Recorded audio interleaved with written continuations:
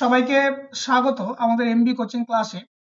আমরা upper primary যে আমাদের ক্লাসগুলো চলছিল, হিস্টোরিক্যাল আসপেক্ট অর্থাৎ ইউনিট 2, সেখানে আমরা প্রথম দিনের ক্লাস এবং দ্বিতীয় দিনের ক্লাসে আমরা মূলত হিস্ট্রি অফ অলিম্পিক, সেখানে এনসিয়েন্ট অ্যান্ড মডার্ন অলিম্পিক পড়েছি।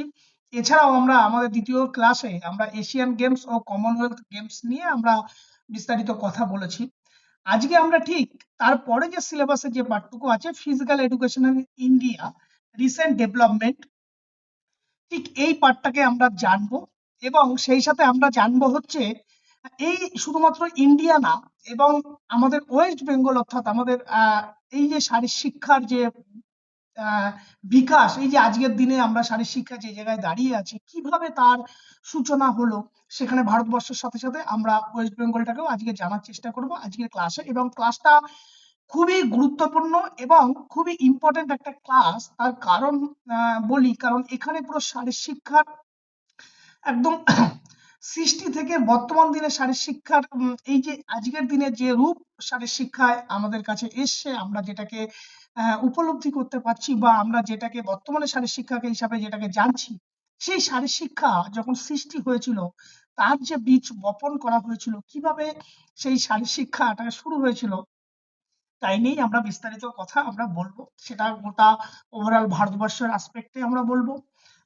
এবং আমরা কথা বলবো আমাদের এই ওয়েস্ট বেঙ্গল পশ্চিমবঙ্গের অবস্থা সম্পর্কে, কিভাবে আজকের এই জায়গায় আমরা পৌঁছালাম। তাহলে দেখো, আমরা এই যে আজকের ক্লাসে যে বর্তমানে যে যে সময়টা, এই সময়টাকে মানে আজকে যে ফিজিক্যাল এডুকেশনকে আমরা যে দেখছি, সেই সময়টাকে আমরা যদি একটু পেছনে ফেলে, আমরা যদি একদম একটু পেছনের দিকে আমরা যদি চলে যাই, যেখানে প্রথম এই শারীর শিক্ষার বীজ রোপণ করা হয়েছিল, সেটা কখন? মানব সভ্যতা যখন শুরু হয়েছিল, তখন মানব সভ্যতা শুরু থেকে কিন্তু এই শারীর শিক্ষার বীজ বপন করা হয়েছিল। কিভাবে হয়েছিল? একদম শুরু থেকেই আমরা কি হতো, আমরা দেখেছি শুরু থেকেই মানুষ তার জীবিকা এবং তার লাইফ সার্ভাইভ করার জন্য কি করতো? যুদ্ধ করত, শিকার করত, নিজেকে আত্মরক্ষা করত। এবং অনেকে আছে যেখানে সুস্থ থাকার জন্য বিভিন্ন রকম শারীরিক ক্রিয়াকলাপ কিন্তু অজান্তেই সেগুলোকে করত। এই যে শারীরিক ক্রিয়াকলাপ বা এই যে শিকার করা, এই যে আত্মরক্ষা, এই সমস্ত কিছু থেকেই কিন্তু একটা কি হয়, এই যে সেই পথ ধরে আজকের দিনের যে ফিজিক্যাল এডুকেশন, তার কিন্তু বীজ বপন করা হয়েছিল। আমরা যদি এর আগে যখন অলিম্পিক দেখেছি, যে প্রাচীন অলিম্পিক বা আধুনিক অলিম্পিক তো পরের কথা, প্রাচীন অলিম্পিক যখন শুরু হয়েছিল, বা ভারতবর্ষের যে গুরুকুল যে শিক্ষা ব্যবস্থা ছিল, গুরুর কাছ থেকে যে শিক্ষা নেওয়া, এবং যদি আমরা এই এশিয়ান আসপেক্টে দেখি, যে এশিয়ান কালচারে যে যোগ ব্যায়াম থেকে শুরু করে যে ইউরোপ কান্ট্রিতে যে জিমনাস্টিক্সের যে ব্যাপক প্রচার হয়েছিল, যে মানুষের মধ্যে একটা শক্তি, শৃঙ্খলা ও সুস্থতার কে বজায় রাখার জন্য, যে দিনে দিনে যে শারীর শিক্ষার যে পরিবর্তনগুলো হয়েছে, সেই যে শারীর শিক্ষার পরিবর্তন, সেই যে রোমাঞ্চকর যাত্রা বা সেই রোমাঞ্চকর অনুভূতি কিন্তু আজকের এই ক্লাসে আমরা শুরু করব। একদম যে শারীর শিক্ষার তার যে সৃষ্টি একদম বহু প্রাচীন থেকে বর্তমান দিনে, সেই জায়গাটাকে কিন্তু আমরা শুরু করব। এখন এখানে শুরু করার আগেই কতগুলো কথা বলি, যে শারীর শিক্ষার সৃষ্টির ইতিহাসকে আমরা বিভিন্ন আসপেক্ট, বিভিন্ন খ্রিস্টাব্দ অনুযায়ী আমরা সেটাকে ভাগ করে একদম আধুনিক ডেতে, বর্তমান ডেতে আমরা পৌঁছাবো। তাই খুব গুরুত্বপূর্ণ বিষয়, তোমরা সেই জায়গাগুলোকে মন দিয়ে শুনবে এবং সেগুলোকে পারলে তোমরা নোট ডাউন করবে। প্রথমে দেখো, তোমাদের যে আচ্ছা আমি যাই সেখানে, আমাদের 1 মিনিট নোটটাকে আমরা বের করি। ডে 3। আমাদের যে এখানে যে সিলেবাস আছে, physical education in India recent development, এই বিষয়টাকে নিয়ে আমরা মূলত আজকে কথা বলবো। এবং এই কথা বলতে গেলে কিভাবে এই বর্তমান দিনে শারীর শিক্ষা তার ডেভেলপমেন্ট হলো, সেটা জানতে গেলে আমরা কি বললাম, যে একদম শারীর শিক্ষার বীজ যেখানে বপন করা হয়েছিল, সেইখান থেকে আমাদের যাত্রাটা শুরু করি।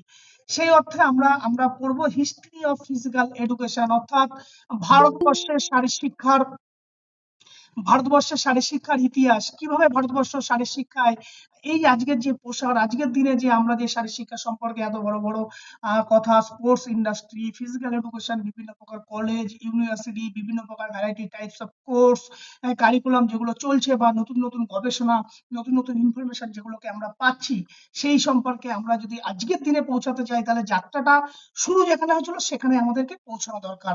তবে আমাদের সেই বিষয়টা জানতে এবং পড়তে খুব মজা লাগবে। এখন সেই যাত্রাকে আমরা পৌঁছাতে গেলে কতগুলো সময় কালের উপর ভিত্তি করে আমরা সেটাকে ভাগ করেছিলাম। প্রথমে যদি আমরা একদম শুরু থেকে যে তথ্য আমাদের কাছে আছে সেই মতো করে শুরু করে আমরা একদম ফার্স্ট যেটাকে হয়েছিল, যে ইন্ডাস ভ্যালি সিভিলাইজেশন পিরিয়ড, যেটাকে বলা হয় কত সাল, হ্যাঁ, 3250 থেকে 2500 বিসি, মানে খ্রিস্টপূর্বাব্দ, যাকে আমরা কি নামে পরিচিত বাংলায় হরপ্পা মহেঞ্জোদারো যুগ।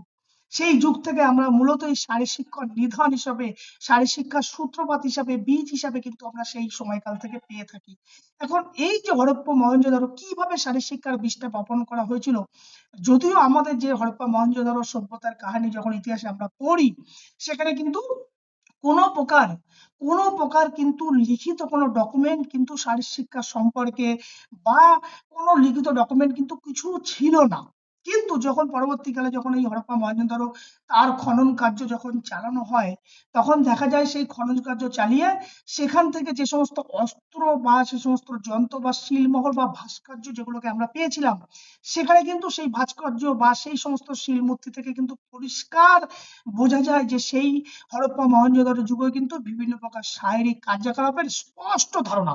লিখিত ডকুমেন্ট আমরা পাইনি, কিন্তু সেখানে খনন কার্য চালিয়ে যে সমস্ত অস্ত্র বা শিল মূর্তি বা ভাস্কর্য, সেখানে কিন্তু বিভিন্ন প্রকার শারীরিক কার্যকলাপ যে হতো তার কিন্তু একটা পরিষ্কার স্পষ্ট ধারণা আমরা পাওয়া যায়।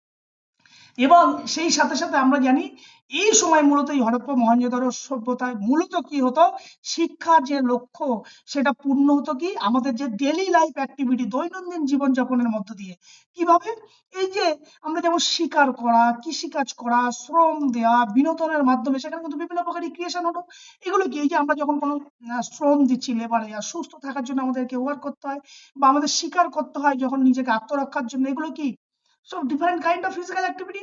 তাহলে এই বিনোদন, মানে আমাদেরকে যে দিনের শেষে যে আমাদেরকে পুনরায় উজ্জীবিত করার যে শক্তি, সেই বিনোদনের মাধ্যমে কিন্তু শেখাগুলো এই হরপ্পা মহেঞ্জোদারো সভ্যতায় কিন্তু নিধন পাওয়া যায়। এছাড়াও এই বিনোদন মূলত তখনকার দিনে হরপ্পা মহেঞ্জোদারো তো মূলত যেটা হতো, মার্বেল বল এবং পাশা খেলা হিসাবে কিন্তু একদম পরিষ্কার নিধন কিন্তু ছিল, যে হরপ্পা মহেঞ্জোদারোতে মূলত মানুষ এই ধরনের বল বা পাশা খেলা বা মার্বেল খেলার মধ্যে একটা বহুল প্রচলিত ছিল। এবং শুধু তাই নয়, সবথেকে একটা উল্লেখযোগ্য বিষয়, যে লিখিত ডকুমেন্ট না থাকলেও সেখানে কি পাওয়া গেছিল, একটা শিলে কিন্তু একটা কুস্তি, সেই কুস্তির কিন্তু চিত্র কিন্তু সেখানে পাওয়া গেছিল, যা কিন্তু যুদ্ধ ক্রিয়ার একটা অস্তিত্ব প্রমাণ করে, যে শারীর শিক্ষা এই আমলেও কিন্তু হরপ্পা মহেঞ্জোদারো কিন্তু মানুষের মধ্যে ছিল। তাহলে দেখো ওভার এই যে পিরিয়ডটাকে যেটাকে বললাম আমরা হরপ্পা মহেঞ্জোদারো, তাহলে আমরা মূল যে কথাগুলোকে বললাম, কি কথা বললাম, লিখিত কোনো ডকুমেন্ট আমরা হরপ্পা মহেঞ্জোদারো সভ্যতায় পাইনি। কি পেয়েছিলাম, সেখানে খনন কার্য চালিয়ে কতগুলো শিল মূর্তি পেয়েছিলাম, বা কতগুলো ভাস্কর্য পেয়েছিলাম, কতগুলো অস্ত্র পেয়েছিলাম, এবং সেইগুলো থেকে আমরা অনুমান করি যে এই হরপ্পা মহেঞ্জোদারো সভ্যতাও কিন্তু শারীর শিক্ষা তার যে প্রচলিত রূপ কিন্তু সেখানে ছিল। কারণ সেই সময় মানুষ আত্মরক্ষার জন্য বিভিন্ন প্রকার অস্ত্র ব্যবহার করত, এবং মানুষ তার জীবিকা অর্জনের জন্য কৃষিকাজ করত, এবং বিনোদনের জন্য তারা বিভিন্ন প্রকার গেমস খেলতো। সেগুলো কি কি ছিল, মার্বেল খেলা, পাশা খেলা, বল খেলা ইত্যাদি। এবং সব থেকে মজার আরেকটি বিষয়, যেটা এই হরপ্পা মহেঞ্জোদারো সভ্যতায় আমরা যেটা পেয়েছিলাম, যে সেখানে যে একটা কুস্তির একটা যে চিত্র, পরিষ্কার চিত্র কিন্তু একটা শিলের মধ্যে কিন্তু আমরা সেটাকে দেখতে পেয়েছিলাম। এই হলো মূল হরপ্পা মহেঞ্জোদারো সভ্যতা। ঠিক হরপ্পা মহেঞ্জোদারো সভ্যতার পরে আমরা আসবো কি বৈদিক পিরিয়ড, একদম বৈদিক যুগ যাকে আমরা বলি। তার সালটা কত, আনুমানিক সাল হচ্ছে 2500 খ্রিস্টপূর্বাব্দ থেকে 600 খ্রিস্টপূর্বাব্দ। এই যে ইয়ার গুলোকে বলছি, এগুলো কিন্তু মাথায় রাখতে হবে, পরীক্ষায় আসতেই পারে। বৈদিক যুগের সময়কাল কত, বহুবার এসছে। শুধুমাত্র যে আপার প্রাইমারি লেভেলে এসছে না, নেট সেটেও কিন্তু এই প্রশ্নগুলো সেটের পরীক্ষায় বহুবার এই সিকোয়েন্স মেলাতে দিয়েছিল। তাহলে এখন এই বৈদিক যুগে যে হরপ্পা মহেঞ্জোদারো সভ্যতা তো আমরা পেলাম, বৈদিক যুগে এই পরিবর্তন থেকে শারীর শিক্ষা কিভাবে অগ্রগতির পথ গেল না আর একটু পেছন দিকে গেল সেটা আমরা যদি দেখি, তাহলে আমরা প্রথমেই দেখো লিখেছি বৈদিক যুগে শারীর শিক্ষার কিন্তু তখন একটা কাঠামোগত রূপ কিন্তু এই বৈদিক যুগে পাওয়া যায়। এবং এই বৈদিক যুগেই কিন্তু আজকে যে আমাদের এই যে যোগ, যেটা সূর্য নমস্কার বলে এত জনপ্রিয়তা, এত ব্যাপকভাবে যে প্রচার পেয়েছিল, এই সূর্য নমস্কারের উৎপত্তি কিন্তু এই বৈদিক পিরিয়ডে। তাহলে ভাবো, এই যে সূর্য নমস্কার যাকে আমরা বলছি আজকের দিনে এত বহুল প্রচলিত জনপ্রিয় একটা যোগ ব্যায়াম, হ্যাঁ, যেটা সোসাইটির মধ্যে মানুষের মধ্যে সচেতনতা বৃদ্ধি, সুস্থ থাকার জন্য এই যে যোগ ব্যায়াম আমরা যেগুলোর মধ্যে অন্যতম হচ্ছে কি সূর্য নমস্কার বা সূর্য নমস্কার। তাহলে এই যে সূর্য নমস্কার কি আজকের উৎপত্তি? না, এটা ফার্স্ট শুরু হয়েছিল কোথায়? বৈদিক পিরিয়ড, যার সময়কাল ছিল 2500 বিসি থেকে 600 বিসি খ্রিস্টপূর্বাব্দ পর্যন্ত। এবং শুধুমাত্র যে এই সূর্য নমস্কার এটা হতো না, সেই সময় কিন্তু মানুষের মধ্যে একটা ধর্মীয় কালচার কিন্তু তারা করত, এবং সেই ধর্মীয় কালচার এবং এই যে সূর্য নমস্কার ধীরে ধীরে কিন্তু এই বৈদিক পিরিয়ডের সময়কালে কিন্তু মানুষের মধ্যে ব্যাপকভাবে জনপ্রিয় হয়ে থাকে, এবং পরবর্তীকালে শারীরিক ব্যায়ামের জন্য কিন্তু এইটাকে সূর্য নমস্কারটাকে ব্যাপকভাবে চারিদিকে ছড়িয়ে পড়ে। এবং সেই সময় এই যোগব্যায়ামের পাশাপাশি একদম এই বৈদিক পিরিয়ডের শেষের দিকে প্রাণায়াম চর্চাও কিন্তু একটি গুরুত্বপূর্ণ কিন্তু বিষয় ছিল। যোগব্যায়াম তো শুরু হয়েছিল বৈদিক পিরিয়ডে, প্রাণায়ামে কিন্তু সেই সময় কিন্তু যার একটা মানুষের মধ্যে সেই বৈদিক পিরিয়ডের সময়কালের মধ্যে মানুষকে শারীরিক এবং মানসিক যদি স্বাস্থ্যকে ডেভেলপ করার জন্য কিন্তু ব্যাপকভাবে জনপ্রিয়তা লাভ করেছিল কিন্তু এই বৈদিক পিরিয়ডে। তাহলে পরীক্ষায় যদি তোমাদেরকে এমসিকিউ আসে, এই যে সূর্য নমস্কার আজকের দিনে আমরা আছি, তার উৎপত্তি কবে থেকে হয়েছিল, তোমরা নিশ্চয়ই বলতে পারবে বৈদিক পিরিয়ড, বৈদিক যুগ, যার আনুমানিক সাল কত? 2500 বিসি থেকে 600 বিসি খ্রিস্টপূর্বাব্দ। ক্লিয়ার? এছাড়াও এই সময় বৈদিক পিরিয়ডে বেশ কিছু শারীর শিক্ষা, কারণ আমরা শুরুতেই বলেছি এই সময় কি হয়েছে, শারীর শিক্ষার একটা কাঠামোগত পরিবর্তন এসেছিল হরপ্পা মহেঞ্জোদারো ঠিক পরে। এবং এই সময় কি হয়েছিল, সামরিক প্রশিক্ষণ ছিল কিন্তু একটা গুরুত্বপূর্ণ ট্রেনিং, মিলিটারি ট্রেনিং দেওয়ার জন্য কিন্তু, এবং এই ট্রেনিং দেওয়া হতো এই বৈদিক পিরিয়ডে। সেখানে মিলিটারি ট্রেনিং এর মধ্যে মূলত ইনক্লুড কি ছিল, বিভিন্ন প্রকার, যেমন ওয়েস্টলিং, হ্যান্ড ওয়েস্টলিং, বা এই যে হস্ত কুস্তি, ধনুবিদ্যা, হ্যাঁ, বা এই যে ছুরি আঘাত, তলোয়ার যুদ্ধ, গদা যুদ্ধ, এই যে আজকের দিনে আমরা এই যে কি করি, এই যে হাতে নিয়ে ইন্ডিয়ান ক্লাব করি না, বিভিন্ন এক্সারসাইজ করি। তাহলে এই সূত্রপাত গুলো কি, এই যে তলোয়ার যুদ্ধ, গদা যুদ্ধ বা লাঠি নিয়ে আমরা বিভিন্ন প্রকার এক্সারসাইজ করি, হ্যাঁ, কুস্তি করি, বক্সিং করি, ওয়েস্টলিং করি, বিভিন্ন ভ্যারাইটিস নাম এসছে। কিন্তু এই নামগুলো কিন্তু ডে বাই ডে কিভাবে এলো, শুরু কিন্তু এই বৈদিক পিরিয়ডে কিন্তু এগুলোর হয়েছিল, এই যে বক্সিং।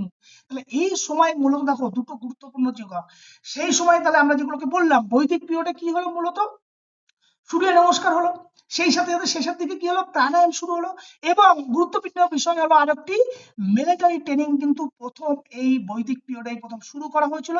সেই সময় মূলত মিলিটারি ট্রেনিং দেওয়ার জন্য বিভিন্ন প্রকার ধনুবিদ্যা, ছুরিবিদ্যা, তলোয়ার যুদ্ধ, গদা নিয়ে যুদ্ধ, বক্সিং ইত্যাদি কিন্তু প্রচলন হয়েছিল। এবং শুধুমাত্র এখানেই সীমাবদ্ধ ছিল না, সেই সাথে সাথে এই সময়ের যে লোকজন তারা কি করতো, বিভিন্ন প্রকার রথ দৌড়, ঘোড়ায় চড়া, হাতিতে চড়া, শিকার করা ইত্যাদি বিষয়গুলো কিন্তু ব্যাপকভাবে কিন্তু জনপ্রিয় হতে থাকে।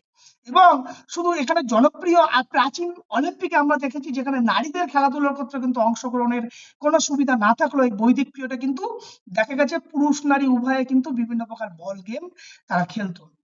এবং যা সেই সময় কিন্তু এই যে শারীরিক সংস্কৃতির একটা সমতা, জেন্ডার ইকুয়ালিটি, সেখানে কিন্তু মান্যতা কিন্তু এই বৈদিক পিরিয়ডে কিন্তু দিয়েছিল।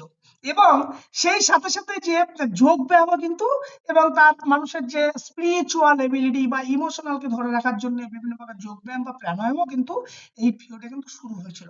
তাহলে দেখো, যে কথাগুলোকে বললাম যদি আমরা সংক্ষেপে একটু সামারাইজ করি, ফার্স্ট কি, বৈদিক পিরিয়ড, বৈদিক পিরিয়ডের সময়কাল কত বলো তোমরা, কেউ একজন বলো, বৈদিক পিরিয়ডের সময়কাল আমরা কত বললাম? 2500 থেকে 600 BC। 600 BC, very good. তাহলে এই সময় ফার্স্ট কি হয়েছিল, শারীর শিক্ষা তার একটা কাঠামোগত রূপ আমাদেরকে প্রদান করেছিল। সেই কাঠামোগত রূপের মধ্যে অন্যতম কি ছিল, অন্যতম ছিল কিছু ফার্স্ট যে যোগ ব্যায়াম সেটা শুরু হয়েছিল, প্রাণায়াম শুরু হয়েছিল, এবং মিলিটারি ট্রেনিং কিন্তু এই বৈদিক পিরিয়ডে প্রথম শুরু হয়েছিল। সেখানে মিলিটারি ট্রেনিং হিসাবে বিভিন্ন প্রকার তলোয়ার যুদ্ধ, ছুরি যুদ্ধ, গদা যুদ্ধ ইত্যাদি, বক্সিং ইত্যাদি চালু হয়েছিল। সেই পাশাপাশি ওর সাধারণ মানুষের মধ্যে শিকার করার জন্য বিভিন্ন প্রকার রথদৌড়, হাতিতে চড়া, ঘোড়ায় চড়া ইত্যাদি বিষয়গুলো চালু হলো, এবং সেখানে নারী পুরুষ উভয়ে কিন্তু বিভিন্ন ধরনের গেম তারা অংশগ্রহণ করত। এই হলো মূলত বৈদিক পিরিয়ডের অ্যাসপেক্ট, যে শারীর শিক্ষার কিভাবে বিকাশটা হচ্ছে। দেখো তাহলে হরপ্পা মহেঞ্জোদারো থেকে যখন আমরা ধীরে ধীরে বৈদিক পিরিয়ডে আসলাম, শারীর শিক্ষার কিন্তু ধীরে ধীরে ক্রমশ কিন্তু তার আকার চারিদিকে ব্যাপকভাবে ছড়াচ্ছে। এরপরে যেটা আমরা যদি আসি, আর্লি হিন্দু পিরিয়ড, প্রাচীন হিন্দু যুগ, তার সময়কাল কত, 600 বিসি থেকে 320 এডি।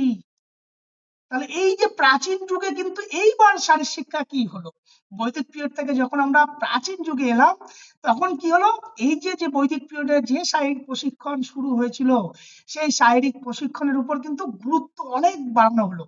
এবং শুধু গুরুত্ব বাড়ানো হলো তাই না, এবং রামায়ণ মহাভারতে কিন্তু তার ব্যাপকভাবে কিন্তু উল্লেখ করা আছে। আমরা যদি রামায়ণ মহাভারত পড়ি, সেখানে কিন্তু এই যে শারীরিক প্রশিক্ষণ বা সামরিক যে কৌশল, মিলিটারি যে ট্রেনিং, ফিজিক্যাল অ্যাক্টিভিটি, সেই সাথে সাথে মিলিটারি ট্রেনিং, তার কিন্তু রামায়ণ মহাভারত পড়লে কিন্তু সেখানে ব্যাপকভাবে উল্লেখ করা আছে। এবং সেখানে মূলত এই যে মহাকাব্যগুলো থেকে আমরা আমরা দেখি যে সেখানে মূলত যে বিভিন্নভাবে তাদেরকে শারীরিক এবং মানসিকভাবে কিন্তু কঠোরভাবে অনুসরণ করানো হতো, তাদের মধ্যে দক্ষতা অর্জন করার জন্য, শারীরিকভাবে সুস্থ থাকার জন্য, মানসিকভাবে সুস্থ থাকার জন্য। এবং এই আর্লি হিন্দু পিরিয়ডে মূল যেটা হয়েছিল, এতে শিকার করা ছিল একটা রাজকীয় খেলা। শিকার করা আমরা দেখেছি বিভিন্ন সিনেমায়, হ্যাঁ, আমরা বাহুবলী সিনেমাতে দেখেছি, সেখানে শুকর শিকার করতে যাচ্ছে ঘোড়ায় চেপে, সেখান থেকে তীর ধনুক দিয়ে। তাহলে সেটা কি, এই আর্লি হিন্দু পিরিয়ডে সেটা কি একটা রাজকীয় একটা কিন্তু মর্যাদা সম্পূর্ণ কিন্তু স্বীকার করা একটা খেলা ছিল। এবং সেই সাথে সাথে বিভিন্ন প্রকার শারীরিক যে সক্ষমতার প্রশিক্ষণ তো হতো, এবং অবসর সময়ে বিভিন্ন রকম পাশা খেলা, যেটা আমরা রামায়ণ মহাভারতে দেখি, পাশা খেলা, চেস, যাকে বর্তমান দিনে আমরা বলি চতুরঙ্গ, এইগুলো কিন্তু খেলা হতো। কেন, তাদের মধ্যে, মানুষের মধ্যে কি হতো, শারীরিক এবং মানসিক সঠিকভাবে যাতে বিকাশ হয়, সেই জন্য এই খেলাগুলোর প্রচলন কিন্তু আর্লি হিন্দু পিরিয়ড হয়েছিল।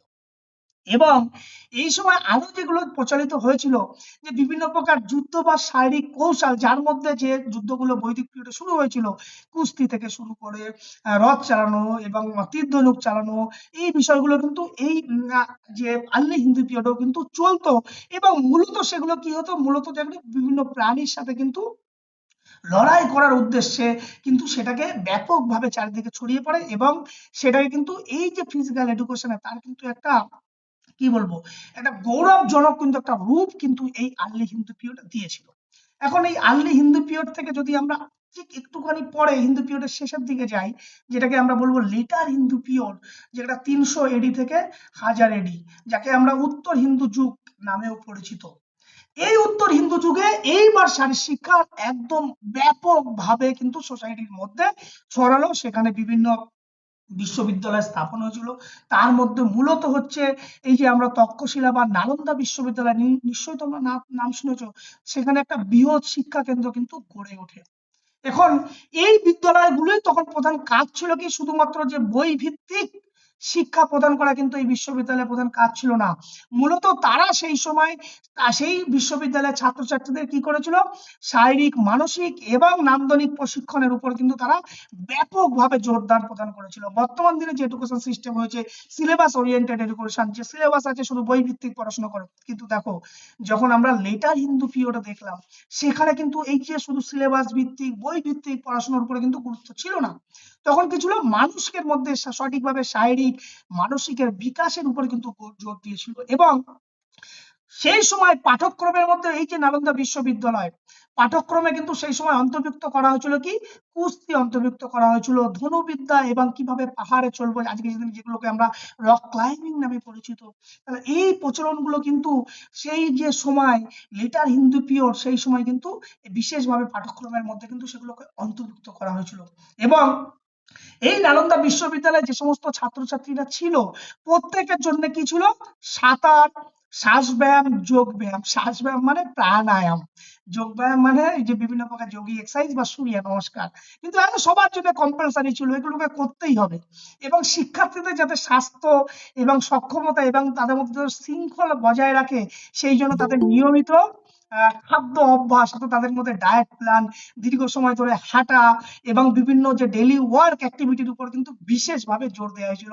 আজকে আমরা সকাল হলেই যখন আমরা মর্নিং এ যখন বেরোই, দেখি অনেক বয়স্ক লোক তারা হয়তো বিশেষ বিশেষ কারণে তারা সকালবেলা মর্নিং ওয়াক করতে যাচ্ছে, কিন্তু এই যে হাঁটা বা আজকের যে ডায়েট প্ল্যান যে আসে, যে সঠিক খাদ্য অভ্যাস, যাকে নিউট্রিশন আমরা বলি, তাহলে সেই সৃষ্টি কিভাবে হলো? আজকের কথা না, সেগুলো কিন্তু সৃষ্টি হয়েছিল এই লেটার হিন্দি পিরিয়ডে। এবং এইটা মূলত কিন্তু এই নালন্দা বিশ্ববিদ্যালয়ের হাত ধরেই কিন্তু এইগুলোকে এসেছিল। এবং বিশেষ করে মানুষ তার যে ডেইলি যে ওয়ার্ক, সেই শ্রম, তার উপর কিন্তু বিশেষ গুরুত্ব দেওয়া হতো সুস্থ থাকার জন্য।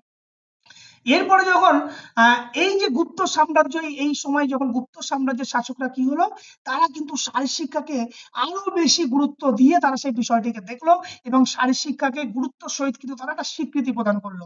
এবং সেই সময় কিন্তু লেটার হিন্দু পিরিয়ডে, আর্লি হিন্দু পিরিয়ডে যে শিকার করা যে রাজকীয় খেলা ছিল, তারাও কিন্তু সেই এই লেটার হিন্দু পিরিয়ডেও কিন্তু তখন রাজকীয় খেলার মর্যাদা পেয়েছিল কিন্তু শিকার করা।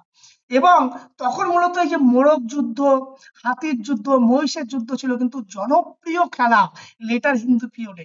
এবং তার জন্য কি হতো, বিশেষভাবে শারীরিক দক্ষতা হিসাবে তাদেরকে প্রশিক্ষণ প্রদান করা হতো। এটা গেল লেটার হিন্দু পিরিয়ড। এরপরে যদি আমরা আসি মিডিয়াল পিরিয়ড, অর্থাৎ মধ্যযুগ। মধ্যযুগে কিভাবে শারীর শিক্ষার অগ্রগতি হলো? তাহলে দেখো, মধ্যযুগে আমরা কিন্তু বেশ কিছু লেটার হিন্দু পিরিয়ডে, আর্লি হিন্দু পিরিয়ডে যা পেয়েছি, লেটার হিন্দু পিরিয়ডে কিন্তু তার অনেকটা বেশি সুশৃঙ্খল রূপ কিন্তু আমরা পেয়েছিলাম। কিন্তু এখানে যদি আমরা এই মিডিয়াল পিরিয়ড, যার সময়কাল হচ্ছে 1000 এডি থেকে 1757 খ্রিস্টাব্দ। এখন এই মধ্যযুগে মূলত যেটা সব থেকে উল্লেখযোগ্য, যেভাবে শিক্ষা ব্যবস্থা শুরু হয়েছিল, মূলত গুরুকুল ব্যবস্থা বিকশিত হয়। পরীক্ষায় আসতেই পারে এমসিকিউ, গুরুকুল ব্যবস্থা কোন সময়কালে শুরু হয়েছিল? মধ্যযুগে। তার সময়কাল কত? 1000 এডি থেকে 1757 খ্রিস্টাব্দ। এই মূলত এই মধ্যযুগে মূলত এই গুরুকুল শিক্ষা ব্যবস্থার প্রথা শুরু হয়, যেখানে কি করেছিল, যেখানে এই যে প্রাচীন যে আচার্যরা, তারা শিক্ষার্থীদের মধ্যে জিমনাসিয়ামে, মূলত একটা আজকে যেটা আমরা জিমনাসিয়াম বলছি, সেখানে শারীরিকভাবে তাদেরকে প্রশিক্ষণ দিত। এবং সেই প্রশিক্ষণ ব্যাপকভাবে কিন্তু চারিদিকে ছড়িয়ে পড়েছিল। এবং 1200 থেকে 1525 খ্রিস্টা পর্যন্ত কি ছিল, রাজারা মূলত কি করতো, সামরিকভাবে প্রশিক্ষণের গুরুত্ব অত্যাধিক মাত্রায় দিয়েছিল। কারণ তারা নিজেদের বাঁচার জন্য বিভিন্ন প্রকার, আত্মরক্ষার জন্য বিভিন্ন প্রকার তলোয়ার, বর্শা, ছোড়া ইত্যাদি অস্ত্র তারা ব্যবহার করতো। আজকের দিনে জ্যাভলিন ছুটছি, এই বর্শা ছোড়া থেকে কিন্তু এই জ্যাভলিন ছোড়ার কনসেপ্টটা এসেছে। তাহলে দেখো, এইগুলো, এই যে সৃষ্টির ইতিহাস, এই যে শারীর শিক্ষার যে আধুনিক রূপ, এই যে মডার্ন মডার্ন সুন্দর সুন্দর নাম, সেগুলো কিন্তু এই যে প্রাচীন কালের এই সমস্ত ক্রিয়াকলাপ থেকেই কিন্তু সেগুলোর এই বর্তমান রূপ পেয়েছিল। এবং সেই সময় আরো কিছু ছিল। এই সময় একজন বিশিষ্ট ধর্মীয় সংস্কারক ছিলেন, যার নাম কি, শ্রী সমর্থ রামদাস স্বামী।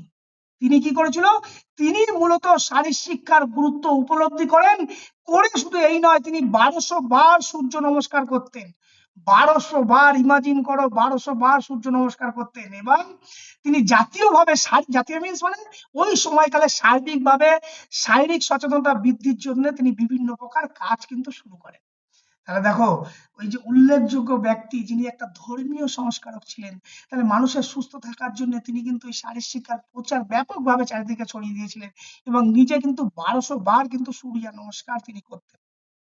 এবং তিনি কি করতেন, হনুমান মন্দির সংলগ্ন জিমনাসিয়াম, যেগুলো কতগুলো মন্দিরের পাশে একটা খোলা জায়গা, যাকে জিমনাসিয়াম বা আখড়া বা ব্যায়ামশালা নামে পরিচিত, সেগুলোকে তিনি স্থাপন করেছিলেন। মানে একটা আজকের দিনে যে আধুনিক কনসেপ্ট, যে জিমনাসিয়াম মানে বিভিন্ন প্রকার জিমের ইকুইপমেন্ট থাকবে, তখনকার দিনে কিন্তু এরকম ছিল না। তখন মন্দির সংলগ্ন কোনো এলাকা, ফাঁকা একটা জায়গা, যেখানে চার দেওয়াল হতে পারে, বা ফাঁকা কোনো একটা জায়গা যেখানে এই ধরনের প্রশিক্ষণ চলতো, তাকে আমরা জিমনাসিয়াম বলবো বা আখড়া বলবো বা ব্যায়ামশালা কিন্তু তিনি এই স্থাপন করেছিলেন। কে স্থাপন করেছিলেন? এই রামদাস স্বামী। এবং এই হনুমানকে পুজো করা হতো। আজকের দিনে আমরা হনুমানকে পুজো করি না। এবং হনুমানকে শক্তির প্রতীক হিসাবে গ্রহণ করার প্রথম প্রচেষ্টা শুরু হয় কিন্তু এই যে আমরা যেটাকে পড়ছি মধ্যযুগ, সেই মধ্যযুগ থেকে কিন্তু এই হনুমানের কিন্তু পুজো দেওয়ার কথা কিন্তু প্রথম তিনি শুরু করেছিলেন। এবং এই যে রামদাস স্বামী তার যে প্রচেষ্টায় চারিদিকে সেই মধ্যযুগে কি হয়েছিল, বিভিন্ন প্রকার শত শত জিমনাসিয়াম তিনি গড়ে তোলে এবং ভারতীয় জিমনাসিয়াম আন্দোলনের জনক হিসাবে পরিচিত হন। কারণ ভারতবর্ষে এই যে জিমনাসিয়াম আজকে যে সূচনা, তার জনক কে? তার জনক কিন্তু ওই রামদাস স্বামী। এবং তিনি মূলত যেগুলো শারীরিক যে সুস্থ থাকার জন্য যে সমস্ত অনুশীলনের এই জিমনাসিয়ামের মধ্যে মূলত তিনি প্রচলন করেছিলেন, তার মধ্যে অন্যতম ছিল সূর্য নমস্কার, ডন, আজকে যে আমরা যেগুলোকে পুশ আপ বলছি সেগুলোকে কি নামে পরিচিত, ডন, বৈঠক ইত্যাদি নামে পরিচিত ছিল। ভারী গদা ঘোরানো, ইন্ডিয়ান ক্লাব আমরা হাতে নিয়ে এরকম ঘোরাই না, এই যে গদা ঘোরানো, তার থেকে কিন্তু এগুলো এসছে। এই যে মল্ল যুদ্ধ তোমরা দেখেছো, মালখাম, মালখাম দেখেছো, আমাদের কিন্তু আমাদের এই কলেজে কিন্তু মালখাম আছে, অনেক সময় আমাদের ছেলেমেয়েরা কিন্তু করে। তাহলে এইগুলো কি? এগুলো কিন্তু এই মধ্যযুগে কিন্তু তার বিকাশ ঘটেছিল। এবং কুস্তি খেলা, তলোয়ার যুদ্ধ, এই যে জিমনাসিয়াম যেখানে খোলা জায়গা, মন্দির সংলগ্ন এলাকায়, সেখানে কিন্তু এইগুলো মূলত অনুশীলন করানো হতো। কেন অনুশীলন করানো হতো? শারীরিক ভাবে সুস্থ, মানসিক ভাবে যাতে সুস্থ থাকা যায়, সেই জন্য কিন্তু এগুলোকে প্রচলন করা হয়েছিল মধ্যযুগে। এখন এই মধ্যযুগের শেষের দিকে এরপরে কারা আসলো? ব্রিটিশ পিরিয়ড, ব্রিটিশ শাসনকাল। এখন ব্রিটিশ শাসনকাল কত সাল পর্যন্ত চলেছিল? 1757 থেকে 1946 সাল পর্যন্ত, ঠিক স্বাধীনতার আগে পর্যন্ত। আমরা জানি যে আমরা ব্রিটিশকে পরাধীন করে আমরা ভারতবর্ষকে স্বাধীন করেছি 1947 সালে। তাহলে 1946 পর্যন্ত এই ব্রিটিশ পিরিয়ড চলেছিল, 1757 থেকে 1946 খ্রিস্টাব্দে। এখন এই ব্রিটিশকে আমরা অনেক সময় খারাপ বলি, শুধু খারাপ বললে হবে না, ব্রিটিশের কিন্তু ভারতবর্ষ বিকাশ, এই শারীর শিক্ষা বিকাশ কিন্তু বিশেষ অবদান রেখেছিল। সেগুলো কি? আমরা একদম ইয়ার ওয়াইজ আমরা সেখানে ভাগ করেছি। একদম প্রি 1870 যদি আমরা দেখি, সেখানে দেখব যে বিদ্যালয়ে শারীর শিক্ষার কোনো সংগঠিত রূপ কিন্তু সেই অর্থে ছিল না। মূলত আখড়ায় সেগুলোকে খেলাধুলো, যোগ ব্যায়াম, কুস্তি যাই হতো না কেন, সেগুলো কিন্তু চর্চা করা হতো। কিন্তু 1870 সালের দিকে, একদম শেষের দিকে, তখন ব্রিটিশ সরকার কি করলো, নির্দিষ্ট কতগুলো অঞ্চলে, নির্দিষ্ট কতগুলো জায়গায়, কিছু কিছু বিদ্যালয়ে কি করলো, শারীর শিক্ষাকে চালু করলো। দেখো, শারীর শিক্ষা চালু হলো 1870 খ্রিস্টাব্দে ব্রিটিশ যুগে। কিন্তু ব্রিটিশরা তখন কি করলো, সবাইকে কিন্তু সেই সুযোগ দিল না। একদম কি করলো, নির্দিষ্ট কতগুলো এলাকা ভিত্তিক কিন্তু সেই শারীরিক শিক্ষার স্কুলগুলোর মধ্যে চালু করলো। এবং যখন 1882 সালে আমরা দেখব কি করলো, ভারতীয় শিক্ষা কমিশন তখন শারীর শিক্ষাকে কি করলো, যুবকদের জন্য অপরিহার্য বলে ঘোষণা করলো। এবং 1882 সালে এই যে ভারতীয় যে শিক্ষা কমিশন যেটা ছিল, সেটা কি করলো, যে ভারতবর্ষের যত যুবক আছে সবার জন্য শারীর শিক্ষা অপরিহার্য, কম্পালসারি করতেই হবে। এবং তার জন্য তারা কি কি ডিল করলো, বিভিন্ন প্রকার জিমনাস্টিক্স করলো, বিভিন্ন প্রকার ডিল করলো, বিভিন্ন প্রকার খেলা কিন্তু পাঠ্যক্রমের অন্তর্ভুক্ত করলো। ডিল মিন্স আজকে যেগুলো আমরা ফ্রি হ্যান্ড এক্সারসাইজ করছি, ক্যালিস্থেনিক্স বলো, ডাম্বেল বলো, মার্চিং বলো, এই সমস্ত কিছু কিন্তু 1882 সালের দিকে তার কিন্তু উত্থান হয়েছিল। এরপর যদি আমরা 1885 সালের দিকে আসি, তখন কি হয়, ভারতীয় জাতীয় কংগ্রেসের উত্থান হয়। এবং জাতীয় কংগ্রেসের উত্থানের সাথে সাথে তখন তরুণদের কি হয়, ব্রিটিশ বিরোধী সংগ্রামের জন্য, ব্রিটিশদের সাথে বিরোধ করার জন্য, প্রস্তুত করার জন্য শারীর শিক্ষাকে বিশেষভাবে গুরুত্ব দেওয়া হয়েছিল। এবং শুধু গুরুত্ব দেওয়ার সাথে সাথে বিভিন্ন প্রকার খেলা কিন্তু তখন আরো ব্যাপকভাবে জনপ্রিয় হয়েছিল। তার মধ্যে উল্লেখযোগ্য ছিল লাঠি খেলা, ডন বৈঠক, কুস্তি, তলোয়ার যুদ্ধ কিন্তু ব্যাপকভাবে তখন কিন্তু উত্থান ঘটেছিল। এবং 1894 খ্রিস্টাব্দে কি হলো, এই ফিজিক্যাল এডুকেশনে পাঠ্যক্রমের অন্তর্ভুক্তি প্রস্তাব বাতিল করা হয়। যে পাঠ্যক্রমে কিছু কিছু অঞ্চলে চালু করা হয়েছে, কম্পালসারি হয়েছিল যেখানে, সেখানে 1894 সালে এটাকে বলা হয় বাতিল বলে ঘোষণা করা হয়। এবং ব্রিটিশ সরকার তখন কি করেছিল, ব্রিটিশ সরকার শুধুমাত্র উচ্চবিত্ত ছাত্রদের জন্য সুইডিশ জিমন্যাস্টিক্স এর প্রচলন করে। তাহলে দেখো, সুইডিশ জিমন্যাস্টিক্স কত সালে প্রচলন হয়েছিল? 1894 সালে। আমি জানি না এরকম ভাবে ইনফরমেশন তোমরা অন্য কোথাও পাবে কি পাবে না, আমার জানা নেই। এখন সমস্ত কংক্রিট ইনফরমেশন তোমাদেরকে এই নোটস এর মধ্যে আছে, সাল ওয়াইজ কি হয়েছিল সমস্ত কিছু। এবং 1903 সালের দিকে কি হলো, এই সুইডিশ জিমন্যাস্টিক্স এর পাশাপাশি বেশ ফুটবল খেলা, খোখো খেলা, কবাডি খেলা, হকি ইত্যাদি, এগুলো কি দেশীয় খেলা, কিন্তু সেগুলো খেলাধুলো স্কুলের মধ্যে অন্তর্ভুক্ত করা হয়। এবং উল্লেখযোগ্যভাবে সেন্ট জোসেফ স্কুলে, সেখানে ভারতীয়, ইউরোপীয় যে সমস্ত শিক্ষার্থীরা ছিলেন, তাদের কিন্তু ফিজিক্যাল এডুকেশন একসাথে পাঠ্যক্রমে রাখা হয়। সেন্ট জোসেফ স্কুল, মাথায় রাখবে। কত সালে? 1903 সালে। এরপরে 1920 দশকে এসে বেশ কিছু ভারতবর্ষের শারীর শিক্ষার পাঠ্যক্রমে ব্যাপক পরিবর্তন আসে। ব্যাপক পরিবর্তন আসে, একদম উল্লেখযোগ্য ভাবে কিন্তু সেই পরিবর্তনগুলো আসে। সেগুলো কি? সেখানে দেখো প্রথমে 1920 সালে কি হচ্ছে, সরকারিভাবে ফিজিক্যাল এডুকেশনকে পাঠ্যক্রমে যোগ করা হয়, সরকারিভাবে তাদেরকে পাঠ্যক্রম ভাবে যোগ করা হয়। এবং একটা সমস্যা দেখা গেছিল কি, যুক্ত করার সাথে সাথে আমাদের উপযুক্ত যে সমস্ত শিক্ষকের প্রয়োজন, সেই সমস্ত উপযুক্ত শিক্ষকের ভীষণ অভাব ঘটে। সেই অভাবের ফলে কি হয়েছিল, বিভিন্ন প্রকার কিন্তু 1900 দশকের পর থেকে বিভিন্ন প্রকার শারীর শিক্ষার কলেজ স্টাবলিশ করা হয়েছিল। তার মধ্যে উল্লেখযোগ্য ছিল কি, ওয়াইএমসিএ কলেজ চেন্নাই, কত সালে স্থাপিত? 1920 সালে। তারপরে আমাদের বাণীপুর কলেজ পশ্চিমবঙ্গ কত সালে হয়েছিল? 1932 সালে। Hyderabad physical education college, Lucknow Christian college, Kandivali physical education institution Bombay, Hanuman Vyayam Prasarak Mondal Amaravati, কিন্তু এগুলো এই দশকে কিন্তু ব্যাপকভাবে কিন্তু সেটা প্রচলন পেয়েছিল। এখন এই যে শারীর শিক্ষা, তাহলে দেখো এই ব্রিটিশ পিরিয়ডের শেষের দিকে 1920 দশকে কিন্তু শারীর শিক্ষা ব্যাপকভাবে কিন্তু জনপ্রিয়তা লাভ করলো। শুধু জনপ্রিয়তা না, ফিজিক্যাল এডুকেশন পাঠ্যক্রমে অন্তর্ভুক্ত করা হয়, সেই সাথে সাথে উপযুক্ত দক্ষ শিক্ষক তৈরি করার জন্য বিভিন্ন প্রকার ফিজিক্যাল এডুকেশন কলেজ কিন্তু চালু করা হয়। এবং 1923 থেকে 1944 সালে আরো উল্লেখযোগ্য কিন্তু ভারতবর্ষের শারীর শিক্ষা তার বিকাশ ঘটানোর জন্য উল্লেখযোগ্য পদক্ষেপ গ্রহণ করা হয়। কি হয়, সেই সময় বিভিন্ন প্রকার ক্রীড়া সংস্থা গঠিত হয়। যেমন 1923 সালে ফার্স্ট ইন্ডিয়ান অলিম্পিক কমিটি গঠন করা হয়, এবং 1925 সালে ইন্ডিয়ান হকি ফেডারেশন গঠিত হয়। 1926 সালে ভারতীয় ক্রিকেট কন্ট্রোল বোর্ড বিসিসিআই আসতেই পারে গঠিত হয়, এবং 1927 সালে অলিম্পিক অ্যাসোসিয়েশন গঠিত হয়। 1934 সালে রঞ্জি ট্রফি হয়। 1940 সালে সাঁতার ও বিডিএস অ্যাসোসিয়েশন গঠিত হয়। 1944 সালে অ্যাথলেটিক্স অ্যামেচার ফেডারেশন গঠিত হয়। তাহলে দেখো শারীর শিক্ষার বিকাশ ধীরে ধীরে কিভাবে কিন্তু তার জনপ্রিয়তা নিচ্ছে, সোসাইটির মধ্যে কিভাবে তার শারীর শিক্ষার প্রচার ঘটানোর জন্য কতগুলো সংস্থা, স্কুল, কলেজ থেকে শুরু করে তার জনপ্রিয়তা ধীরে ধীরে বাড়তে থাকে।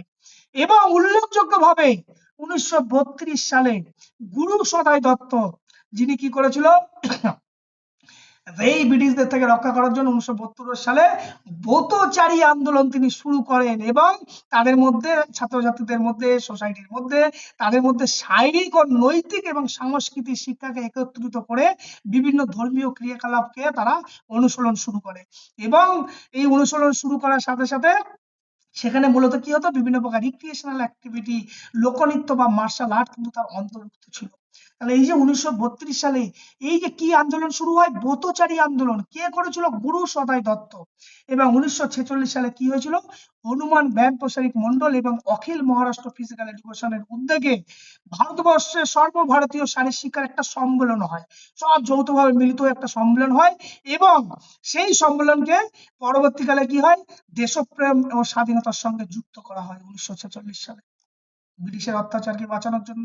এইবার যখন ব্রিটিশ পিরিয়ড শেষ হলো, এইবার আসবো আমরা কি, development of physical education in India, মানে পোস্ট ইন্ডিপেন্ডেন্স, স্বাধীনতার ঠিক পরবর্তী সময়ে কিভাবে যে আমরা শারীর শিক্ষার বিকাশ হলো সেটাকে জানবো।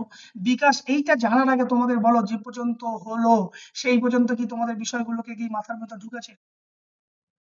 ঢুকেছে? আজকের শারীর শিক্ষা কিভাবে Yes, তার সৃষ্টি হলো সেগুলো কি ঢুকেছে মাথায়? yes. ইন্টারেস্টিং লাগছে কি, মানে এই বিষয়গুলোকে? হুম হুম বাকিরা একটু বলো। হুম হুম নিশ্চিত।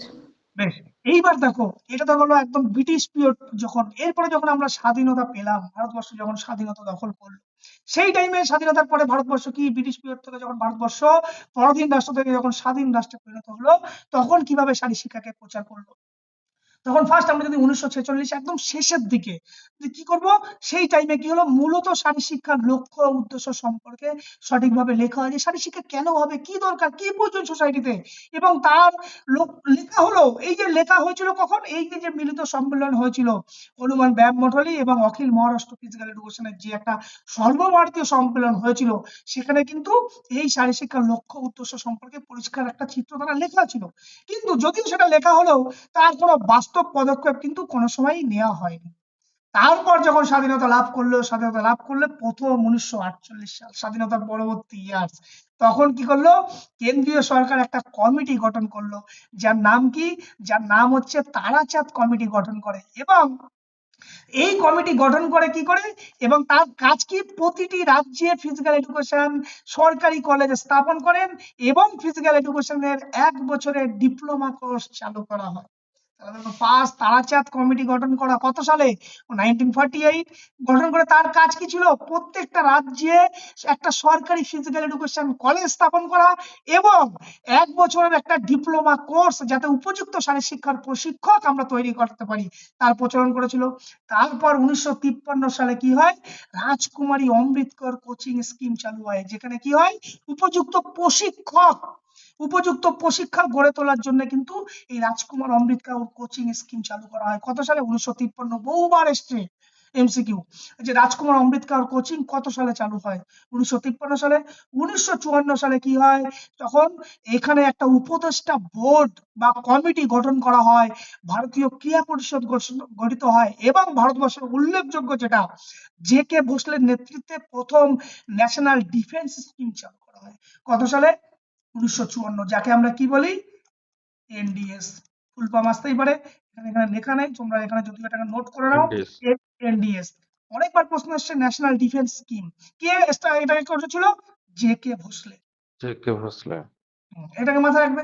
এবং এই সময় 1954 সালে আরো একটা যেটা গঠন করা হয়েছিল, কলকাতার স্কুলে গেমস ফেডারেশন কিন্তু গঠন করা হয়েছিল এবং ভারতীয় ক্রিকেট কাউন্সিল কিন্তু ইন্ডিয়ান ক্রিকেট কাউন্সিল কিন্তু এই 1954 দশকে কিন্তু গঠন করা হয়েছিল। এরপর যখন 1956 সালের দিকে আসি, তখন কি ফিজিক্যাল এডুকেশন পাঠ্যক্রমের কিন্তু গুরুত্ব দিয়ে গঠন করা হয় যে পাঠ্যক্রমে ফিজিক্যাল এডুকেশন রাখো, এরকম একটা দাবি ওঠে যে ফিজিক্যাল এডুকেশনকে গুরুত্ব সহিত পাঠ্যক্রমের মধ্যে দেখা হোক। এবং 1997 সালে কি হয়েছিল? লক্ষ্মীবাঈ জাতীয় শারীরিক শিক্ষা প্রতিষ্ঠান স্থাপন করেন এবং প্রথম এই 3 বছরের ডিগ্রি কোর্স কিন্তু তখন শারীরিক শিক্ষার উপরে চালু হয়। ডিগ্রি কোর্স আজকে যেগুলো আমরা বিএ বিএসসি তে যেখানে ফিজিক্যাল এডুকেশন পড়ছি, 1957 সালে কিন্তু তার সূত্রপাত ঘটেছিল যে 3 বছর ধরে ফিজিক্যাল এডুকেশনের ডিগ্রি কোর্স, গ্র্যাজুয়েশন যাকে আমরা বলছি। এবং 1958 সালে কি হয়েছিল? এই শিক্ষা দপ্তরের অধীনে পৃথকভাবে শারীরিক শিক্ষা এবং ক্রিয়া বিভাগ খোলার একটা প্রস্তাব আসে এবং সেই সময় সমস্ত বিদ্যালয়ে ফিজিক্যাল এডুকেশনের অন্তর্ভুক্তির আলোচনা শুরু হয় যে সমস্ত বিদ্যালয়ে ফিজিক্যাল এডুকেশন যাতে অন্তর্ভুক্তি করা হয়। এবং 1959 সালে কি হয়েছিল? একটা অ্যাডহক কমিটি গঠন করা হয়েছিল যে ফিজিক্যাল এডুকেশনকে অন্তর্ভুক্ত করা এবং ক্রিয়ার প্রচার বা ক্রিয়ার কার্যক্ষমতা যাতে সার্বিকভাবে জনপ্রিয়তা পায় তার জন্য একটা অ্যাডহক কমিটি 1959 সালের সাথে গঠিত হয়। এবং 1961 দশকে কি হচ্ছিল? এনআইএস, যাকে আমরা এখন বলি national institute of sports, NIS established হয়েছিল কত সালে? 1961 সালে। কোথায় হয়েছিল? পাতিয়ালাতে প্রথম হয়েছিল এবং তারপরে কি হয়েছিল? বিভিন্ন জায়গায় তার ব্রাঞ্চ খোলে। সেগুলো কোথায়? দিল্লিতে খোলে, কলকাতাতে, বেঙ্গালুরুতে, বিভিন্ন জায়গায় ব্রাঞ্চ খোলা হয়। কিন্তু ফার্স্ট এই এনআইএস কোথায় খুলে হয়েছিল? প্রথম হয়েছিল পাতিয়ালাতে 1961 সালে। এই সালগুলোকে ভুললে চলবে না। এরপর 1962 দশকে কি হয়? সরকারের পক্ষ থেকে ফিজিক্যাল এডুকেশন সম্পর্কিত একটা হ্যান্ডবুক প্রথম সরকারিভাবে প্রকাশিত হয়। তার আগে কিন্তু সরকারের তরফ থেকে কোনো প্রকার হ্যান্ডবুক ফিজিক্যাল এডুকেশন সম্পর্কে ছিল না। তাহলে ফার্স্ট হ্যান্ডবুক হিসাবে প্রথম স্বীকৃতি পায় ফিজিক্যাল এডুকেশন 1962। এবং 1963 দশকে তখন শারীরিক শিক্ষা আরেকটু প্রচার ঘটলো। কি ঘটলো? তখন কিন্তু এই যে আমরা আজকে কল্যাণী ইউনিভার্সিটি যাকে আমরা বলি physical education, Punjab university, Banaras Hindu university কিন্তু বিশ্ববিদ্যালয়ে ফিজিক্যাল এডুকেশন পাঠ্যক্রমের মধ্যে অন্তর্ভুক্ত করা হয়। এবং 1964-তে কি হয়? ইউজিসি রিপোর্ট যেটাকে দেয়, ইউজিসির ফুল ফর্ম কি? কেউ বলতে পারবে এখানে ইউজিসির ফুল ফর্ম? বলো ইউজিসির full form. University Grant Commission. University Grand Commission. Very good. তার রিপোর্টে কি হয়? তার রিপোর্টে ফিজিক্যাল এডুকেশনের গুরুত্ব দেওয়া হয় এবং সেই টাইমে কি হয়? কোঠারি কমিশন গঠিত হয়। কোঠারি কমিশন কবে গঠিত ছিল? 1964 থেকে 66 সালে কোঠারি কমিশন, নাম শুনেছো? এবং কোঠারি কমিশন কি হয়? বিদ্যালয়গুলিতে ফিজিক্যাল এডুকেশন যাতে অন্তর্ভুক্ত করা হয় তার একটা ব্যাপকভাবে প্রস্তাব কিন্তু এই কোঠারি কমিশন প্রদান করে। এবং 1974 সালে, যেটা উল্লেখযোগ্য ভারতবর্ষের ইতিহাসে, আমাদের ইতিহাসে একটা সব থেকে মানে যেটা উল্লেখযোগ্য ঘটনা, যে পশ্চিমবঙ্গে মাধ্যমিক স্তর পর্যন্ত ফিজিক্যাল এডুকেশন পাঠ্য বিষয় হিসাবে অন্তর্ভুক্ত করা হবে, যেটা আজকের দিনে নেই। খুব দুঃখের বিষয়, যেখানে কম্পালসারি ছিল ফিজিক্যাল এডুকেশন 1974 খ্রিস্টাব্দে, এখন আজকের দিনে এই যে ফিজিক্যাল এডুকেশন, যতদিন না ওয়েস্ট বেঙ্গল বোর্ডের এক্সাম, মাধ্যমিকের যাকে আমরা যদি বলি মাধ্যমিক এক্সাম রেজাল্টে যখন ফিজিক্যাল এডুকেশন উল্লেখযোগ্যভাবে কম্পালসারি থাকবে, নট অপশনাল, কম্পালসারি আছে, বাংলা ইতিহাস ভূগোলের মতো এরকম কম্পালসারি সাবজেক্ট হিসেবে অন্তর্ভুক্ত না হবে, ততদিন কিন্তু ফিজিক্যাল এডুকেশনের এখনো পর্যন্ত আমি বলছি মর্যাদা আমরা ফিরে পাবো না। তাহলে সেই 1974 সালে কিন্তু সেই পশ্চিমবঙ্গের সমস্ত স্কুলগুলোতে ফিজিক্যাল এডুকেশনের পাঠ্য হিসাবে কিন্তু অন্তর্ভুক্ত করা হয় এবং 1975 থেকে 95 এর মধ্যে শারীরিক শিক্ষার ব্যাপক পরিবর্তন আসে। কিভাবে পরিবর্তন আসে তার আগে যে সময়কাল ছিল তার পার্সপেক্টিভে কিভাবে পরিবর্তন আসে দেখো। 1975 সালে first state institute for women Kolkata, যাকে হেস্টিংস আমরা বলি, সেটাকে চালু হয়েছিল। এরপর কি হয়েছিল, 1975 দশকে যাদবপুর বিশ্ববিদ্যালয় ফিজিক্যাল এডুকেশন বিভাগ খোলে। 1975 থেকে ইউনিয়ন খ্রিস্টান ট্রেনিং কলেজ বহরমপুর চালু হয়। 1978 সালে নিখিল বঙ্গ শিক্ষক প্রশিক্ষণ মহাবিদ্যালয় বিষ্ণুপুর চালু হয় এবং 1982 সালে কি হয়েছিল, কল্যাণী বিশ্ববিদ্যালয়ে বিপিএড কোর্স শুরু হয়। BPEd course bachelor of physical education তোমরা যারা করছো, কত সালে শুরু হয়েছিল, 1982 সালে। তারপর 1983 সালে কি হয়েছিল, হুগলিতে যারা সরকারি শারীরিক শিক্ষা মহাবিদ্যালয় শুধুমাত্র মেয়েদের ক্ষেত্রে সেটাকে প্রচলন করা হয়েছিল। 1994 সালে কি হয়েছিল, বারুইপুর ও যাদবপুর বিশ্ববিদ্যালয়ে ফিজিক্যাল এডুকেশনকে পাঠ্য হিসাবে চালু করা হয় 1994 দশকে। 1995 সালে কি হয়েছিল, ভ্যারাইটিস বিভিন্ন জায়গায় বিপিএড কোর্স শুরু হয় ব্যাপকভাবে। কোথায় কোথায়, কাপগাড়ি সেবা ভারতী মহাবিদ্যালয়, পাঁশকুড়া বনমালী কলেজ, গড়বেতা কলেজ, মুখবেড়িয়া গঙ্গাধর মহাবিদ্যালয়। কোন সময়কালে শুরু হয়েছিল, 1995 দশকে এই বিপিএড কোর্সের প্রচলন শুরু হয়েছিল। এবং 1995 থেকে আজকের দিনে কি হয়েছিল, ফিজিক্যাল এডুকেশন ভারত জুড়ে বিভিন্ন কলেজ বিশ্ববিদ্যালয় এবং ইলেকট্রিক সাবজেক্ট হিসাবে কিন্তু চালু করা হয়। এবং 1999 সালে বিশ্বভারতী ইউনিভার্সিটি বোলপুর, যেখানে 3 বছরের ফিজিক্যাল এডুকেশনের ডিগ্রি কোর্স চালু করা হয়। ক্লিয়ার? দেখো তাহলে ফিজিক্যাল এডুকেশন কিভাবে সৃষ্টি হলো তার ইতিহাস। এইবার যদি একদম আমরা রিসেন্ট মডার্ন এরাতে আসি, আধুনিক যুগ, অর্থাৎ এই 2000 সাল থেকে বর্তমান দিনে প্রেজেন্ট, কিভাবে শারীরিক শিক্ষার পরিবর্তনটা এলো। ফার্স্ট 2005 সালে যেটা এনসিইআরটি ন্যাশনাল কারিকুলাম ফ্রেমওয়ার্ক, যেটা 2005 সালে যে রিপোর্ট দিয়েছিল, সেখানে কি বলেছিল, বলেছিল পাঠ্যক্রম, খেলাধুলা, যোগ, এনসিসি, স্বাস্থ্য শিক্ষা, এগুলো কি হবে, এগুলোকে সঠিকভাবে গুরুত্বর সহিত দেখা উচিত এবং জোরালো ভাবে এগুলোকে যাতে সিলেবাসের পাঠ্যক্রমের অন্তর্ভুক্তি করা হয় তার একটা দাবি তুলেছিল। এবং 2001 থেকে 2010 দিকে কি হয়, 2001 সালে জাতীয় ক্রীড়া নীতি তৈরি হয় এবং সেখানে এই যে ক্রীড়ার যে ইনফ্রাস্ট্রাকচার ডেভেলপমেন্ট এবং ক্রীড়ায় যে তার সায়েন্টিফিক কোচিং যাতে প্রশিক্ষণ দেওয়া হয় তার একটা দাবি কিন্তু নীতি কাঠামো কিন্তু গঠন করা হয়েছিল, যার লক্ষ্য রেখে 2018 সালে কিন্তু ফার্স্ট খেলো ইন্ডিয়া গেমস চালু করা হয়। খেলো ইন্ডিয়া প্রোগ্রাম কত সালে স্টাবলিশড হয়েছিল, 2018 সালে, এবং যা পরবর্তীকালে খেলো ইন্ডিয়ার নাম চেঞ্জ হয়েছিল কি, খেলো ইন্ডিয়া ইউথ গেমস নামে পরিচিত হয়েছিল। এবং 2019-এর 27শে ফেব্রুয়ারি কি হয়েছিল, খেলো ইন্ডিয়া অ্যাপ চালু করা হয় এবং ফিট ইন্ডিয়াকে জাতীয় আন্দোলনের অংশ হিসাবে নিযুক্ত করা হয়। এবং 2019 সালে 29শে আগস্ট বিশেষ দিন, কি দিন এটা, 29শে আগস্ট কি দিন, national sports day. Sports day. National sports day. Sports day কেন, মেজর ধ্যানচাঁদের জন্মদিন হিসাবে। ধ্যানচাঁদের এই জন্মদিন। দিনটা আমরা কি করেছিল, ফিট ইন্ডিয়া মুভমেন্ট হিসাবে চালু করা হয়। কে করেছিল, সেন্ট্রাল গভর্নমেন্ট, যাকে আমরা স্পোর্টস নামে পরিচিত। এরপর 2020 সালে 22শে ফেব্রুয়ারি কি হয়েছিল, খেলো ইন্ডিয়া বিশ্ববিদ্যালয় গেমস প্রথম শুরু হয়েছিল ফার্স্ট। এবং 2020 সালে জাতীয় শিক্ষানীতিতে কি বলা হয়েছিল, ফিজিক্যাল এডুকেশন এবং ক্রীড়াকে স্কুলের পাঠ্যক্রমে অংশগ্রহণ করা হোক তার একটা প্রস্তাব দিয়েছিল। এবং 2021 থেকে বর্তমান দিনে খেলো ইন্ডিয়া স্কিম শুধুমাত্র যে গ্রামীণ থেকে শুরু করে এবং তার যে কাঠামো এবং ট্যালেন্ট আইডেন্টিফিকেশনের জন্য কিন্তু ব্যাপকভাবে কিন্তু খেলো ইন্ডিয়া প্রোগ্রাম ছড়িয়ে গেছে। এবং 2022 সালে কি হয়েছিল, টোটাল 75টি দেশীয় খেলা চালুর জন্য ভারতীয় খেলার উদ্যোগ নেওয়া শুরু হয়। এবং 23 থেকে 2025-এর দিকে যে 2025 সালে যে জাতীয় ক্রীড়া নীতি, সেখানে কিন্তু ফিজিক্যাল এডুকেশনকে মূল ধারায় এনে 2036 সালের মধ্যে ক্রীড়া সংস্কৃতি গড়ার একটা লক্ষ্য কিন্তু সেন্ট্রাল গভর্নমেন্ট নিয়েছে। এবং 2025 সালে আরেকটা উল্লেখযোগ্যভাবে CISC নামক একটি ফিটনেস মনিটরিং পোর্টাল চালু করে, যা ফিট ইন্ডিয়া ও এনএপির সাথে প্রায় সামঞ্জস্যপূর্ণ। এখন এই হলো ওভারঅল আজকের ভারতবর্ষের পার্সপেক্টিভে শারীর শিক্ষা।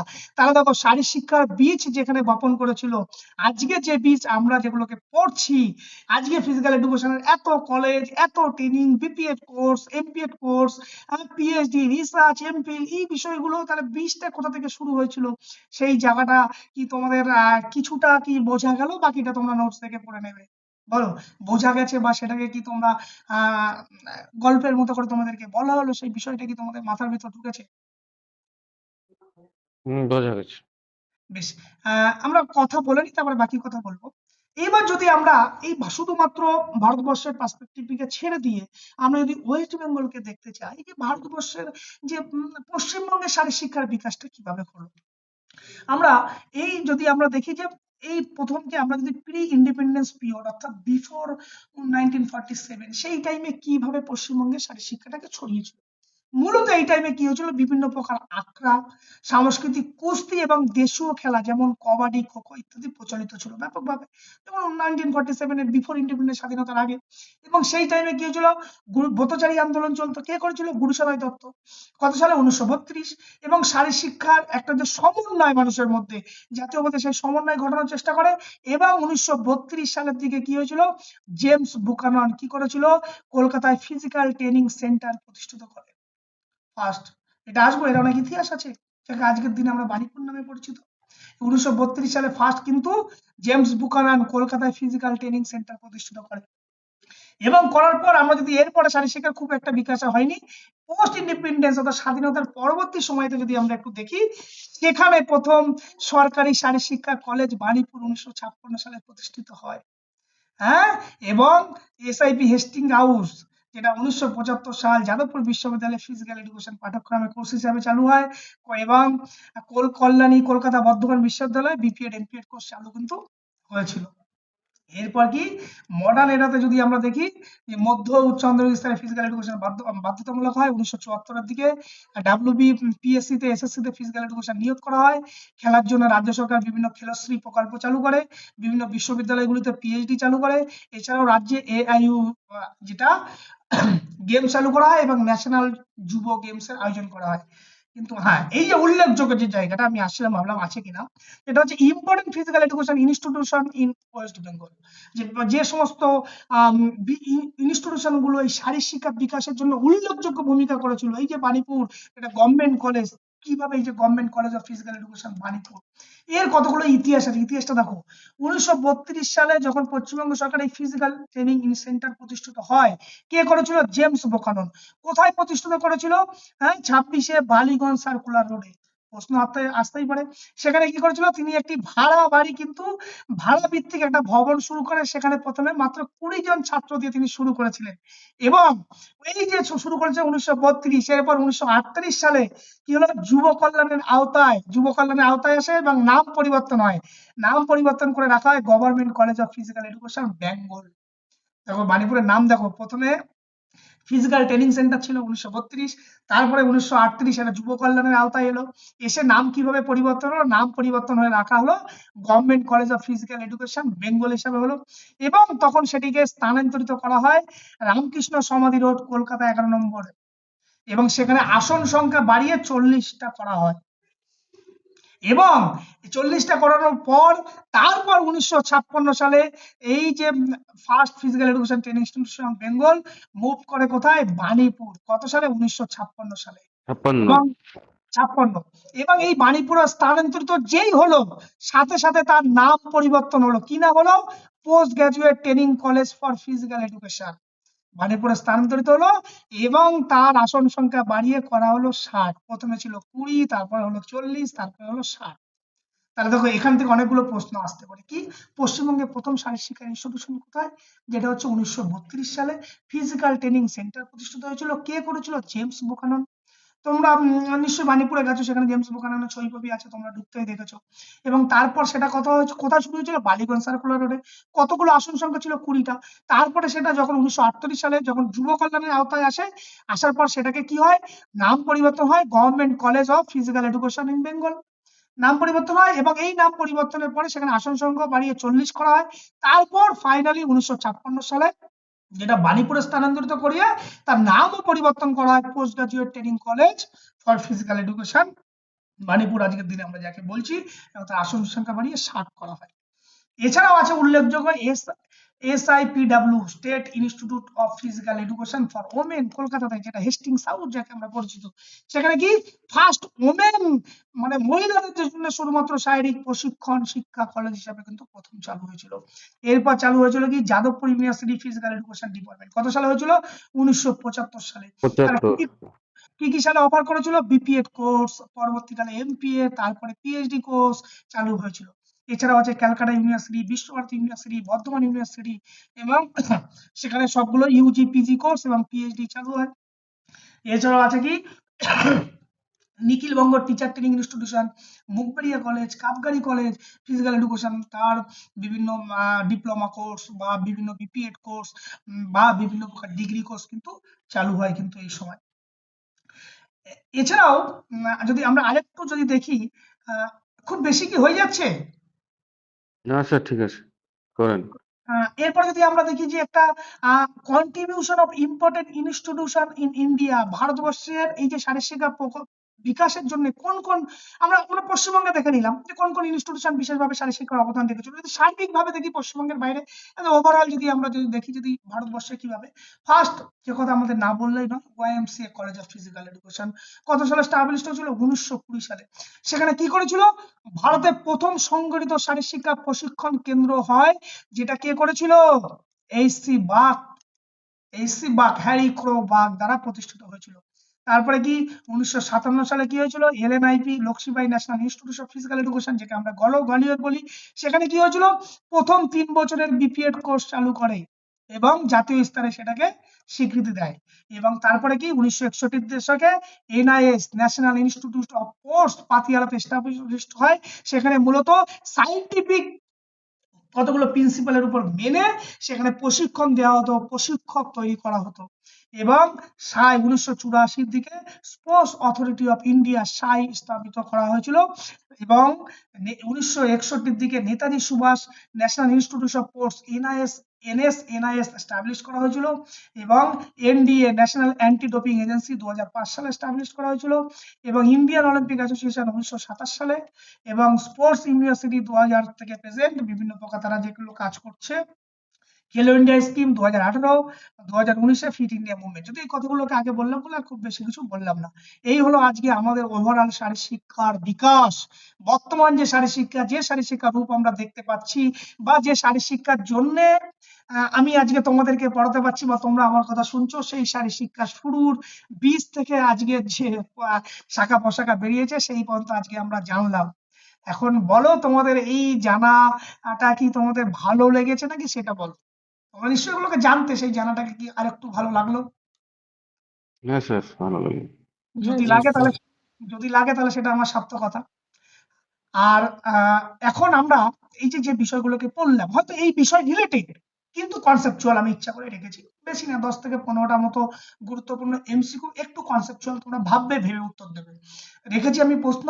আমি চাইবো এই সমস্ত প্রশ্নগুলো ক্লাসে তোমরা যারা আছো 10 জন 12 জন বা 15 জন মতো, প্রত্যেকে একটুখানি কাইন্ডলি তোমরা পজিটিভলি রেসপন্স করো। তাহলে আমি বুঝবো যে বিষয়টা পড়ানো হলো সেই বিষয়টা তোমাদের নিশ্চয়ই তোমরা বুঝেছো বা তোমাদের উপকৃত যদি আসে বিষয়টাকে, তাহলে আমার সার্থকতা।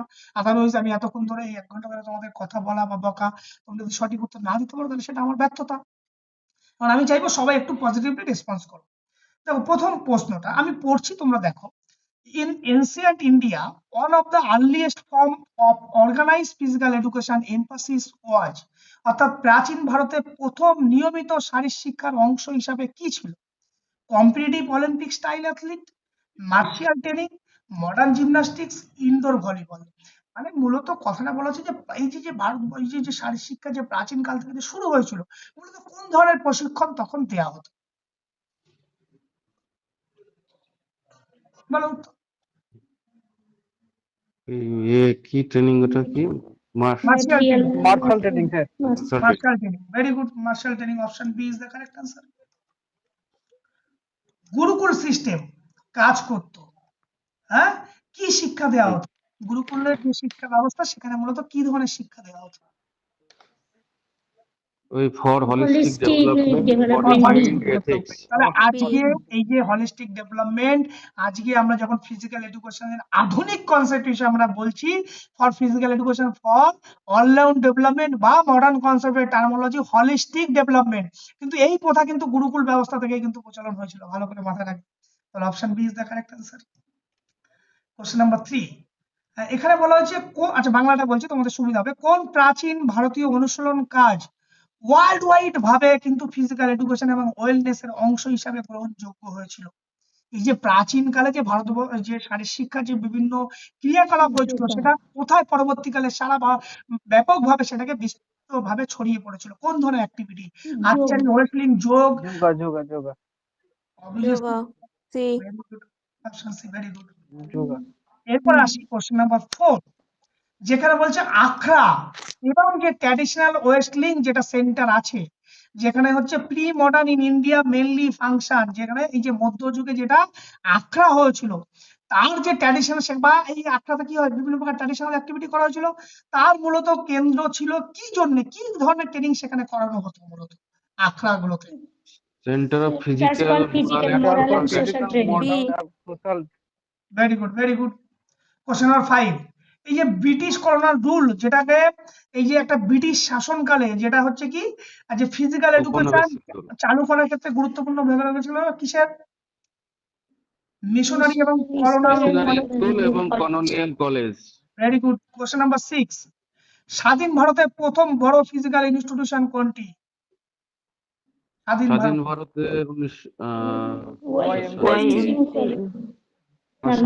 National সবথেকে বড় ব্যাপক বলিউড যাকে আজকে ব্যাপকভাবে চলছে। LNCP, LNIP. Very good. Question number 7, এই যে নেতাজি সুভাষ যে স্পোর্টস ইনস্টিটিউশন চালু হয়েছিল তার মূল উদ্দেশ্য কি ছিল? Provide professional education in sports, science, coaching, sport management, B. physical education. Very good. Question number 8, পশ্চিমবঙ্গে স্কুলে ফিজিক্যাল এডুকেশন যে উন্নয়নের বিষয় নিচের কোনটি সত্য? যে পশ্চিমবঙ্গে যে শারীরিক শিক্ষা যে পাঠ্যক্রমের উন্নয়নের জন্য যে বিশেষভাবে নির্বাচন করা হয়েছিল, এখানে যে অপশনগুলো দিয়েছিল তার মধ্যে কোনটি সঠিক? B. Recreational, there has been Recently, there has been emphasis on including including structure and structured physical education. এটা বলো। education and নিচের কোন ঐতিহ্যবাহী বাংলার গেম, মানে বাংলার মানে প্রাচীন যেটাকে আমরা বলি প্রাচীন খেলা, যেটা আঞ্চলিক খেলা, গুরুত্ব দেওয়া হয় বিভিন্ন স্কুল কলেজ স্তরে দেখানো হয়? Kabaddi kabaddi Kabaddi. Kabaddi. Very good. Question number 10, সাম্প্রতিক উন্নয়নের অধীনে ভারতের ক্রিয়া ভূমিকা পুনরায় সংজ্ঞায়িত স্বচ্ছ হিসাবে দেখেছিল কিভাবে? B. এডুকেশন সংজ্ঞায়িত হয়েছে। B. হ্যাঁ, B Means social answer. inclusion, health education and career opportunity. Question number 11, কোনটা গ্রামে ফিজিক্যাল এডুকেশন কার্যক্রমের পরিচালনায় প্রায় প্রতিবন্ধকতা হিসাবে বলা হয়? গ্রামগঞ্জে ফিজিক্যাল এডুকেশন পৌঁছানোর জন্য সবথেকে প্রতিবন্ধকতা কোনটা বলে মনে হয়? প্লেগ্রাউন্ডের অভাব, তো প্লেগ্রাউন্ডের অভাব আছে, training physical shortage of teacher, physical education টিচারের টিচার, উপরে না B. Over supply of budget, Option B, sir. B. Shortage of physical Oversupply budget. Teacher, physical education teacher. Question number 12, স্বাধীনতার পর ভারতের ক্রিয়া শিক্ষা ভিত্তিক কোন প্রবণতা সত্য? স্বাধীনতার পর পর ভারতীয় ক্রীড়া শিক্ষণ প্রবণতা সত্য। আচ্ছা, physical education even only formal B. Sir establishment of formal departmental institution. Very good, very good.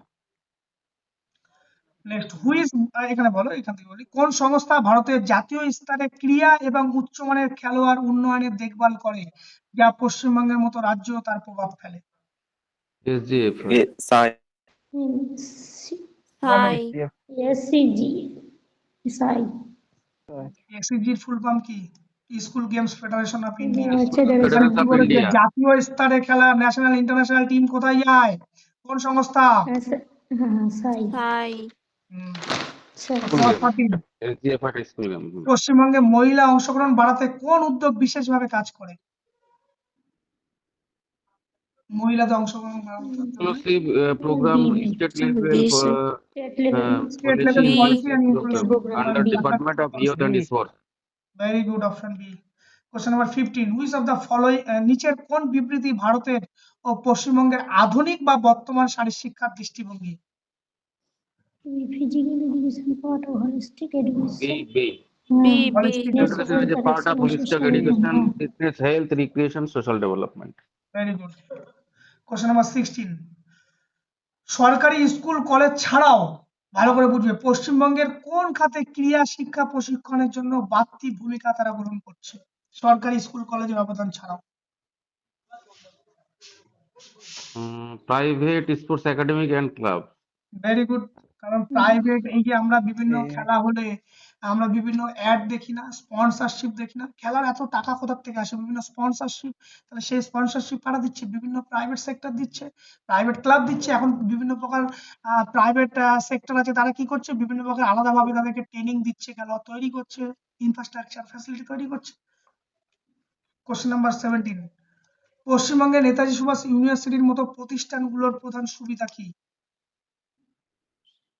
with the B option, B, professional B. education and research in sports Research in science, sports science, coaching, coaching, management, management, rehabilitation, rehabilitation, etc. বেশ, এই পর্যন্ত আজকের হচ্ছে ক্লাসের শেষ। এবং পরবর্তীকালে আমাদের তোমাদের যে সিলেবাস আছে, contribution of important personality for physical education and sports, এখন তো ইনস্টিটিউশন পড়লাম, এইবার ব্যক্তিদের পড়বো। কোন কোন ব্যক্তি এই ভারতবর্ষের শারীর শিক্ষার বিকাশে গুরুত্বপূর্ণ ভূমিকা রেখেছিল সেটা আমরা পরবর্তী নেক্সট ক্লাসে আলোচনা করব। আশা করি আজকের ক্লাস তোমাদের নিশ্চয়ই ভালো লেগেছে, কি না লেগেছে, যাই লেগেছে, যদি ভালো লেগে থাকে আমাদের এই চ্যানেলটা তোমরা যারা দেখোনি, আমরা এই ভিডিওটা আমরা ইউটিউব চ্যানেলে অবশ্যই আপলোড করে দেবো। যদি দেখে থাকো তাহলে আমাদের ভিডিওতে লাইক করে দিও, কিছু জানার থাকলে ভিডিও কমেন্ট সেকশনে করে দিও। আর যদি তোমাদের এই আমাদের চ্যানেলটাকে যদি তোমরা এখনো সাবস্ক্রাইব না করে থাকো তাহলে প্লিজ তোমরা একটু সাবস্ক্রাইব করে দিও। ওকে, স্যার লিংকটা দিয়েন একটু দেখে নিন। আমি এটা আপলোড করে দিয়ে হয়তো রাতে হলো বা কালকে হলো, আপলোড করে দেওয়ার পর আমি লিংক তো সব লিংক গ্রুপে দিয়ে দিই। হ্যাঁ একটু দিয়ে দিন।